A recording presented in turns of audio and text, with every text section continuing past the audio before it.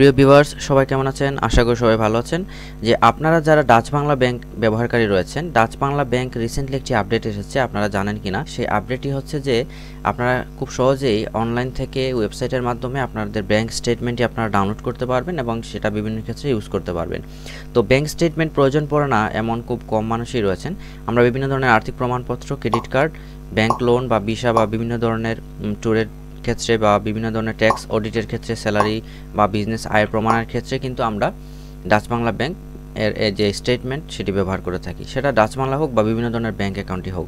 তো ব্যাংক স্টেটমেন্টটা কীভাবে ডাউনলোড করবেন সেটা আমি প্রসেসটি দেখাবো। প্রথম অবস্থায় যারা মোবাইল দিয়ে ট্রাই করতে চাচ্ছেন তাদেরকে একটু অপেক্ষা করতে হবে। আমরা প্রথম অবস্থায় একটু কম্পিউটার দিয়ে দেখাবো যে আমরা কীভাবে খুব সহজে আমরা অনলাইন এই ব্যাংক স্টেটমেন্টটি ডাউনলোড করব। তো প্রথমে শুরু করার আগে আমি অনুরোধ জানাচ্ছি যারা আমার চ্যানেলটি সাবস্ক্রাইব করেন অবশ্যই চ্যানেলটি সাবস্ক্রাইব। তো প্রথম অবস্থায় আপনাকে গুগলে আসতে হবে। গুগলে আসার পর এখান থেকে আপনাকে সার্চ করতে হবে সিবিএস স্টেটমেন্ট। সিবিএস স্টেটমেন্ট লিখে সার্চ করার সাথে সাথে আপনাকে ফার্স্ট রেজাল্টে যে লিঙ্কটি দেখাবে সেটিতে ক্লিক করতে হবে। ক্লিক করার পর আপনাকে দেখতে পাচ্ছেন যে এখানে একটি অপশন দেখাচ্ছে যে সিলেক্ট অ্যাকাউন্ট স্টেটমেন্ট অপশনটি। এখান থেকে individual customer statement half yearly আমরা এখান থেকে 6 মাসের স্টেটমেন্ট ডাউনলোড করতে পারবো বর্তমানে। দেন পর হচ্ছে সাবমিট ক্লিক করতে হবে। সাবমিটে ক্লিক করার পর আপনি দেখতে পাচ্ছেন যে 1 জানুয়ারি থেকে 30 জুন পর্যন্ত 6 মাসের একটি লেনদেনের হিসাবটি আমরা এখান থেকে ডাউনলোড করতে পারছি। তারপর হচ্ছে এখানে অ্যাকাউন্ট নাম্বার হচ্ছে 13 ডিজিটের হয়। তো আমরা অ্যাকাউন্ট নাম্বার যেটা ব্যবহার করে থাকি সেই অ্যাকাউন্ট নাম্বার এখানে দিবেন। দেন হচ্ছে আপনার মোবাইল নাম্বার যেটি আপনার অ্যাকাউন্টের সাথে লিঙ্ক করা আছে বা ইউজ করে থাকেন, তো সেই নাম্বারটি এখানে দিবেন। দেন হচ্ছে অ্যাকাউন্ট নাম্বার দেওয়ার পর এখান থেকে আপনার যে ক্যাপচা কোড দেখতে পাচ্ছেন অনলাইনের, সেই ক্যাপচা কোড এখানে প্রথম অবস্থায় এখানে টাইপ করবেন।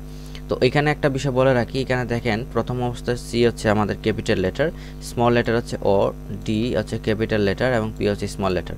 এগুলো সবগুলো ঠিকঠাক মতো সাবমিট করার পরে আপনার মোবাইলে একটি ওটিপি চলে যাবে।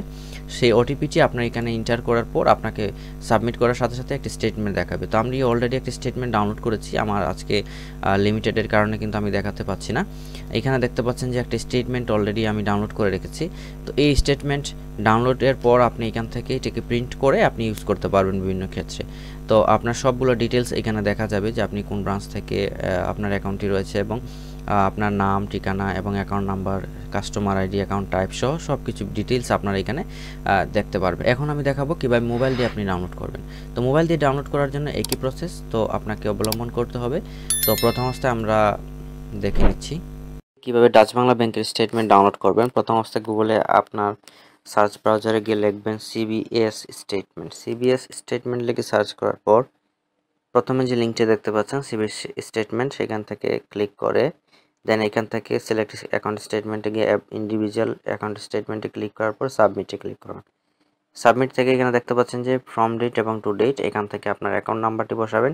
দেন হচ্ছে লিঙ্কড করা যে নাম্বারটি রয়েছে, যে অ্যাকাউন্ট নাম্বার দিয়ে আপনি অ্যাকাউন্ট খুলেছিলেন ব্যাংক অ্যাকাউন্ট, সেই নাম্বারটি এখানে বসাবেন। দেন হচ্ছে এখানে ক্যাপচা কোডটি ঠিক যেভাবে লেখা আছে সেভাবে বসাবেন। এখানে হচ্ছে জেড ক্যাপিটাল লেটারের কিউ অ্যান্ড এইচ ক্যাপিটাল লেটারের জি। দেন এখান থেকে ভেরিফাই অপশনে ক্লিক করার সাথে সাথে আপনার নাম্বারে একটি ওটিপি মেসেজ চলে যাবে। সেই ওটিপি নাম্বারটা এখানে বসালে আপনার স্টেটমেন্টটি আপনি ডাউনলোড করে দেখতে পারবেন।